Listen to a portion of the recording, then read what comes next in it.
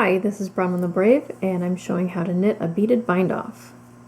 So here I've come to my removable stitch marker, and this is showing me where I need to place my next bead.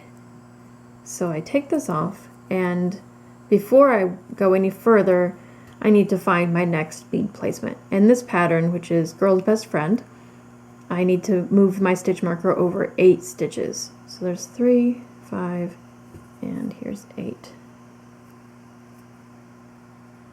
And I usually don't even lock it, just because I know I'll get there rather quickly.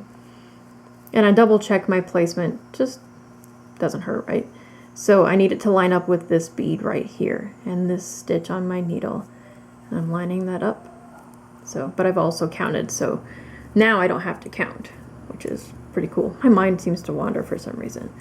So here, this is the stitch that I want to place my bead. So for this pattern, I'm going to knit this stitch first and then pass the previous stitch over to bind that one off. And this is still the stitch, if you look at it, it's a little hard to see, is lining up with that bead. So this stitch, because I've already worked it, I can make that stitch as big as I need to. And I'll show you both ways of adding the beads. You don't have to pre-string your beads, which is really nice. The crochet hook is the first method, and I'll show you the Superfloss method in just a second. So here I've got my stitch. First I start with the bead on my crochet hook, and I'm going to go ahead and make that stitch really big, take out my needle. And I put some tension on the working yarn, and I bring this, get it in focus, bring the thread or the yarn all the way into the hook, and I slide the bead up and try not to snag the yarn, and they switch places. So there, it's around both legs of that stitch. I get rid of my crochet hook and pop my needle back in, and I want to make sure that this stitch isn't twisted, so then I can go on and work to the next stitch.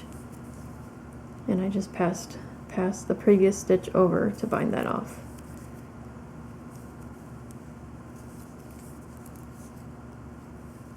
The nice thing about binding off this way is that you don't have to break your yarn when you've come to the end of your shawl or whatever project you're working on.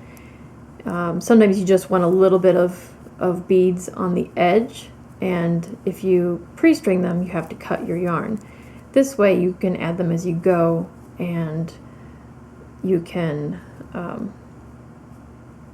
worry about the number of beads that you're going to add at the end. You know, just do them randomly or every 8 stitches or however many your pattern calls for. So I've worked to this stitch and I caught one below. There we go. And before I go on, I'm going to move this marker over.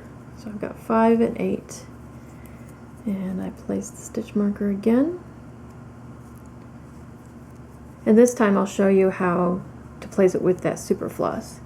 And I'll show you again, if you didn't watch my beading video, this is Oral-B Superfloss, and it's got a really stiff end, a couple inches long, and then several inches where it's kind of fluffy and flossy, and then a really long section that's more like traditional dental floss, and then I have a bead on the end as my stopper.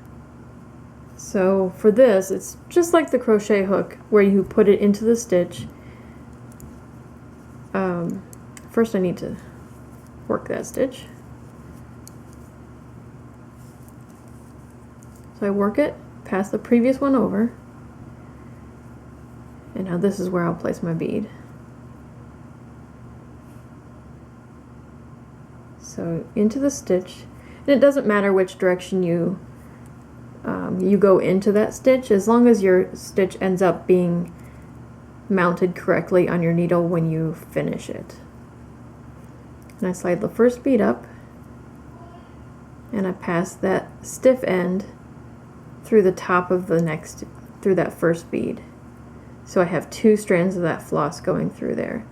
When I slide that all the way up, I can take my needle out of that stitch,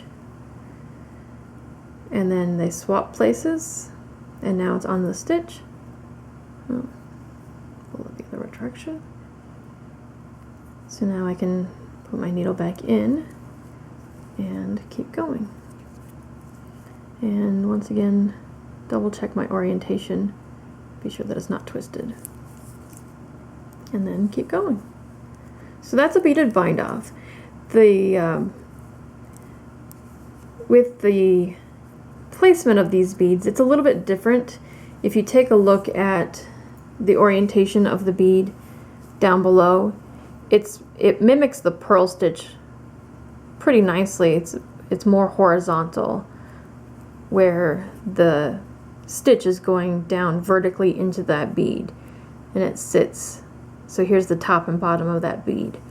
But if you look at the bind-off stitches are a different orientation. They're a different direction. They go that way. So the bead is going to go that way. So here, where my thumbnails are where the top and bottom of that bead are. So it does sit a little bit differently. And if you're really scrutinizing, it's not going to line up perfectly, but if somebody's that close to you, they shouldn't be. So, but I think this is really the easiest way to place your beads. You don't have to mess with the pre-stringing, and it's the same way that you've done the beading on the rest of the shawl, so you don't have to learn an entirely new technique, and it's easy. So thanks for watching, and check out my Girl's Best Friend shawl, and happy knitting. Thanks.